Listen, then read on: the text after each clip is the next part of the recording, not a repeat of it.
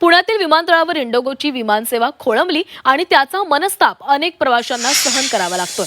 आता तर अनेक प्रवासी आपलं तिकीट कॅन्सल करण्यासाठी तिकीट काउंटरवर झालेली गर्दी करत असल्याचं पाहायला मिळतंय। याचा आढावा घेतला आमचे प्रतिनिधी निलेश खरमरे यांनी।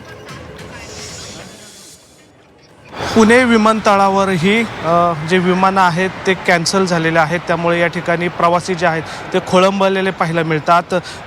मागील 10 तासांपासून काही प्रवासी जे आहेत ते या ठिकाणी थांबलेले आपल्याला पाहायला मिळतात। एवढंच नाही तर या ठिकाणी जे बोर्डिंग गेट आहे त्या गेटसमोरही लाईन लागलेली आपल्याला पाहायला मिळतात।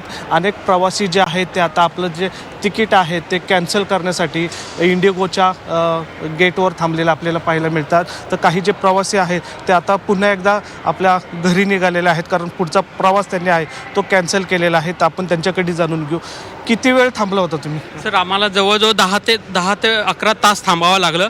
माझी फ्लाईट चंदीगडवरून पुण्याला होती, ती संध्याकाळी रात्री 9 वाजता होती।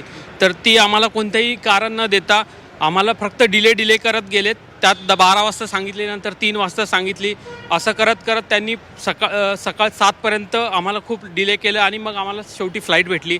आमचे बरेचसे शेड्यूल बिघडले। आमचं ऑफिस होतं ते आज डिले झालं, कोणतेही रिझन न देता, कोणतीही रिस्पॉन्सिबिलिटी न देता।